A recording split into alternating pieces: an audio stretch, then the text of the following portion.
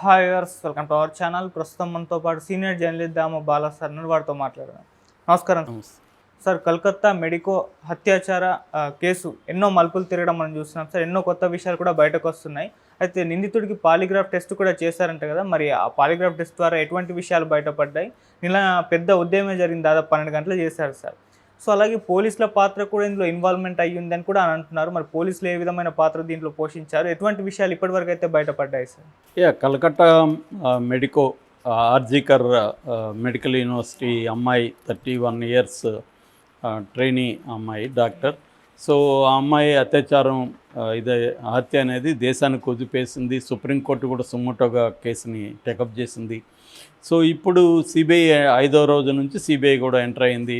Calcutta high court ఆదేశాల మేరకు CBI enter అయింది. సిబిఐ ఎంటర్ అయిన తర్వాత కేసు అనేది సిస్టమేటిక్గా ఇన్వెస్టిగేషన్ స్టార్ట్ అయింది. సిబిఐ కూడా దాని మీద ఫోకస్ చేస్తుంది.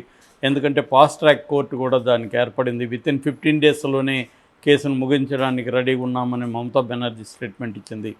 అయితే ఇప్పుడు ఇందులో ప్రధాన నిందితుడు ఇప్పటి వరకు సంజయ్ రాయ్ అనే అతన్ని అరెస్ట్ చేశారు. అతను సివిక్ వాలంటీరు, అంటే పోలీసులతో కలిసి పనిచేస్తుంటాడు కానీ పోలీస్ డిపార్ట్మెంట్ కాదు. అటువంటి వాలంటీర్ సిస్టమ్ బెంగాల్ అంతా కూడా ఉందన్నమాట. సో ఇతను కూడా అట్లా పనిచేస్తున్నాడు. ఇతను హాస్పిటల్కి బయట అవుట్ పోస్ట్ ఉంది, పోలీస్ అవుట్ పోస్ట్, దాంట్లో ఉండి పనిచేస్తాడు. ఇప్పుడు ఏంటంటే అతనికి ఇంకొక 4గురికి పాలిగ్రాఫ్ టెస్ట్ చేయడానికి హైకోర్టు పర్మిషన్ తీసుకునింది సిబిఐ. పాలిగ్రాఫ్ టెస్ట్ మొన్న చేశారు ఇతనికి. పాలిగ్రాఫ్ టెస్ట్ అంటే ఏందో నేను డీటెయిల్గా చెప్పాను. ఇది మన దేశంలో లీగల్గా అయితే రికగ్నైజ్, అంటే కోర్టులో ఈ సాక్ష్యం నిలవదు. పాలిగ్రాఫ్ టెస్ట్లో ఒక ముద్దాయి ఏం చెప్తాడో అది కోర్టులో అయితే నిలవదు, కానీ సర్కమ్స్టాన్షియల్ ఎవిడెన్స్గా పనికి వస్తుంది. రేపు ఆర్గ్యుమెంట్స్ చెప్పడానికి కోర్టుకి కొంత హెల్ప్ అవుతుంది. ఓకే, సాక్ష్యంగా అయితే పరిగణించకూడదు. సో ఈ నేపథ్యంలో పాలిగ్రాఫ్ టెస్ట్ పెడదాం అనుకున్నారు. పాలిగ్రాఫ్ టెస్ట్ పెట్టినప్పుడు ఏందవుతుంది, బేసిక్గా పాలిగ్రాఫ్ టెస్ట్నే లై డిటెక్టర్ టెస్ట్ అని కూడా సామాన్య భాషలో అంటారు. లై డిటెక్టర్ అంటే అబద్ధాలు చెప్తే కనుక్కోవచ్చు అని. అబద్ధాలు చెప్పడం వల్ల మనిషిలో ఐ బాల్ మూమెంట్ కానీ బీపీ పెరగడం కానీ, అంటే టెన్షన్కి గురవుతాం. మన నిజాలు చెప్పినప్పుడు ఉన్న కంఫర్ట్ అబద్ధాలు చెప్పినప్పుడు ఉండదు అనేది జనరల్ థియరీ. కానీ దీన్ని అమెరికన్ సైకలాజికల్ అసోసియేషన్ వాళ్ళు వ్యతిరేకించారు. అదేమీ లేదు, ప్రాక్టీస్ చేస్తే అబద్ధాలు కూడా నేచురల్గా చెప్పగలరు. అబద్ధాలు చెప్పడం వల్ల వాళ్ళకి బీపీ రావడము, లేకపోతే కంటి ఇది కావడము, బాడీలో స్కిన్లో ఏదో మార్పులు రావడం, ఇవేం జరగకుండా కూడా చాలామంది సీజన్డ్ క్రిమినల్స్ చేయగలరు.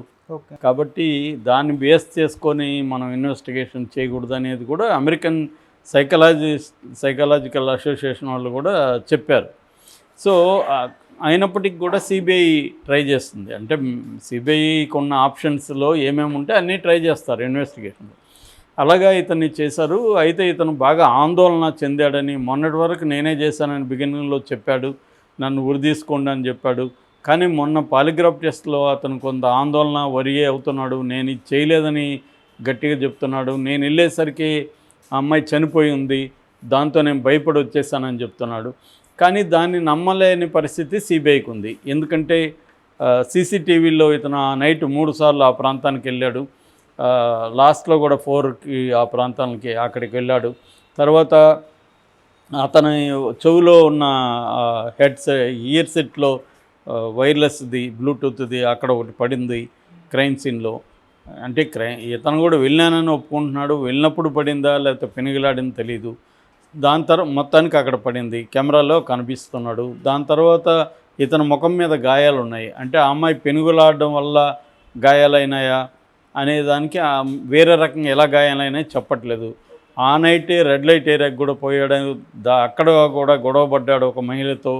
ఇతను ఫ్రెండ్ మాత్రమే లోపలికి వెళ్ళాడు. ఇతను 2 సార్లు పోతే 2 సార్లు కూడా బయట ఉన్నాడని కూడా చెప్తున్నారు. మరి ఇతను నిజంగానే సెక్స్ కోసం ఈ అమ్మాయిని చేస్తుంటే రెడ్ లైట్ ఏరియాకి పోయినప్పుడు ఎందుకు లోపలికి పోలేదు అనేది ఒక ప్రశ్న. సో ఇక రెండవది ఏంటంటే స్పెర్మ్ 150 గ్రాములు అక్కడ ఉండడం, ఆ అమ్మాయి చనిపోయిన విధానం, ఆ అమ్మాయి బాడీ మీద ఉన్న గాయాలు చూస్తే ఇతను ఒక్కడే చేసి ఉండకపోవచ్చు, ఇది గ్రూపు అంటే గ్యాంగ్ రేప్ అయ్యి ఉండొచ్చు అనేది కూడా చాలామంది ఎక్స్ప్రెస్ చేస్తున్నారు. సో ఈ క్రమంలో సిబిఐకి కూడా ఇప్పుడు ఇంకా కంప్లీట్గా ఇతను ఒక్కడే చేశాడా, వేరే వాళ్ళు ఉన్నారా అన్నది ఇంకా నిర్ధారణకు వచ్చినట్టుగా సిబిఐ కూడా లేదు ఇప్పటివరకైతే. సో ఈ క్రమంలో ఇప్పుడు నిన్న 12 గంటల ఉద్యమానికి బీజేపీ పిలిపించింది. పెద్ద ఎత్తున విద్యార్థులు కదిలారు. దాంతో వాళ్ళు అల్లర్లకు దిగారని చెప్పి వాళ్ళ మీద బాష్పవాయువులు ఉపయోగించడం, పోలీస్ ఫోర్స్ ఉపయోగించడం చేస్తే గవర్నరే చొరవ తీసుకొని వాళ్ళు శాంతియుతంగా చేయనివ్వండి, వాళ్ళ మీద బలాన్ని ఉపయోగించకండి అని పోలీసులకి ఆయన చెప్పడంతో పోలీసులు ఫోర్స్ వెనక్కి తగ్గారని చెప్తున్నారు. ఈ క్రమంలో ఇప్పుడు ఈ సంజయ్ రాయ్ నుంచి కొన్ని విషయాలు బయటకు వచ్చాయి. ఇదేంటంటే పోలీసుల ఇన్వాల్వ్మెంట్ దీంట్లో ఉంది అనేది ఇప్పుడు జనాల్లో చర్చకి దారితీసింది. ఎందుకంటే ఆల్రెడీ పోలీసులు వ్యవహరించిన తీరు పట్ల సాక్షాత్తు సుప్రీంకోర్టే కామెంట్ చేసింది. జస్టిస్ గవాయ్ అన్నాడు, నా 30 ఏళ్ల సర్వీస్లో ఇంత నెగ్లిజెన్స్ కేసును చూడలేదని. ఎందుకంటే మార్నింగ్ జరిగితే వాళ్ళ పేరెంట్స్కి చెప్పలేదు పోలీసులు. పేరెంట్స్ వస్తే 3 గంటలు వాళ్ళని బయట నిలబెట్టారు. తర్వాత ఆ పోస్ట్ మార్టం జరుగుతున్నప్పుడు వీడియో రికార్డింగ్ చేయలేదు. ఫ్యామిలీ అండ్ ఫ్రెండ్స్ ప్రెజర్ చేసినాక మాత్రమే వీడియో రికార్డింగ్ చేశారు. దాని తర్వాత మార్నింగ్ ఎప్పుడో జరిగితే పోస్ట్ మార్టం నైట్ 11:45కు ఎఫ్ఐఆర్ చేశారు. తర్వాత క్రైమ్ సీన్ని ప్రిజర్వ్ చేయలేదు. క్రైమ్ సీన్ దగ్గర అక్కడ బాత్రూములు మళ్ళీ గోడగా కొట్టడం ఇవన్నీ చేశారు. సో ఇదంతా కూడా పోలీసులు కావాలనే ప్లాన్డ్గా ఈ కేసును నీరుగార్చాలంటే బిగినింగ్ నుంచే నీరుగార్చడం మొదలుపెట్టారు. అంటే ఈ కేసులో ఎవరినో సేవ్ చేయాలనే ఇంట్రెస్ట్ పోలీసులకు ఉంది అన్న ఇదైతే కలిగింది. సుప్రీంకోర్టే ఈ డౌట్లన్నీ కూడా ఎక్స్ప్రెస్ చేశాయి. మరి ఇప్పుడు కొత్తగా వచ్చిన విషయం ఏంటంటే, ఇతను ఆ రోజు ఏ బైక్లో అయితే వెళ్ళాడో రెడ్ లైట్ ఏరియాకి, ఆ బైక్ ఒక పోలీసు కమిషనర్దే అని చెప్తున్నారు. పోలీస్ కమిషనర్ పేరు మీద ఆ బైక్ రిజిస్టర్ అయింది.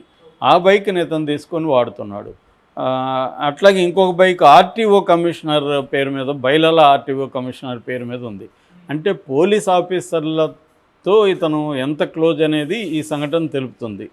సో పోలీసులు ఇతన్ని సేవ్ చేయడం కోసమే క్రైమ్ సీన్ ఇవన్నీ లేకుండా ఇతను ఒక్కడనే ముద్దాయిగా పెట్టేసి ఈ కేసుని మెల్లగా నీరుగార్చి దాని తర్వాత సాక్ష్యాధారాలు ఉండవు కాబట్టి ఇతను వదిలేస్తుంది కోర్టు అనేది పోలీసులే చేస్తున్నారు అనేది ఇప్పుడు బయటకు వచ్చింది.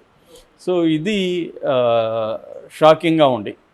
ముందు నుంచి కూడా మమతా బెనర్జీ ప్రభుత్వం సరిగ్గా ఈ కేసుని పట్టించుకోలేదు. ముందే సిబిఐకి ఇవ్వడం కానీ కల్ప్రిట్ని అరెస్ట్ చేయడం కానీ చేయలేదు. రెండవది ఏంటంటే, ఆల్రెడీ ఆమె డైరీ ఒకటి బయటకు వచ్చింది. ఆ డైరీలో కూడా కొన్ని విషయాలు రాసుకునింది, కానీ ఆ డైరీ మిస్ అయ్యింది.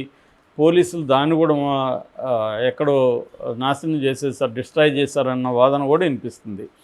ఎందుకంటే ఇక్కడ డ్రగ్ మాఫియా ఉంది, హాస్పిటల్లో కూడా ఉంది, కొంతమంది డాక్టర్లు కూడా ఇన్వాల్వ్ అయినారు.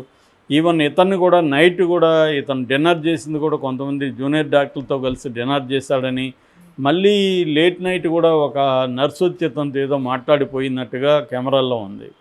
అంటే అక్కడ ఉన్న డాక్టర్సు పోలీసులు ఇతనికి ఫ్రెండ్లీగా ఉన్నారు, ఇతను హెల్ప్ చేశారా, ఇతను ఆ అమ్మాయి మీద చేయడానికి ప్రత్యేక కారణం ఏంటి? సెక్సే అనుకుంటే రెడ్ లైట్ ఏరియాకి ఇతను 2 సార్లు వెళ్ళొచ్చాడు, మరి దానికోసం వెళ్ళాడా అనేది ఇప్పుడు అనేక డౌట్లు వస్తున్నాయి. సో అందరూ ఎక్కువ మంది నమ్ముతున్నది ఏంటంటే, దీని వెనక డ్రగ్ మాఫియా ఉంది, వాళ్ళ డీటెయిల్స్ ఆ అమ్మాయి దగ్గర ఉన్నాయి, ఆ అమ్మాయి దాన్ని ఎక్స్పోజ్ చేయాలనుకుంటుంది, అందుకనే అమ్మాయిని ముందుగా చిత్రహింసలు పెట్టారు. లేకపోతే మామూలుగా రేపైతే అంత తీవ్రమైన గాయాలు 25 గాయాలు అమ్మాయి ఒంటి మీద ఉన్నాయి. ఆ స్థాయిలో చేయడం అంటే ఖచ్చితంగా ఆమెని టార్చర్ చేశారు. ఆ వివరాలన్నీ బయట పెట్టాడు, డైరీ వాళ్ళకి ఇచ్చేయమని. సో ఆ అమ్మాయి ప్రతిఘటించడం వల్లే ఇలా చేశారు అనేది కూడా వస్తుంది అన్నమాట.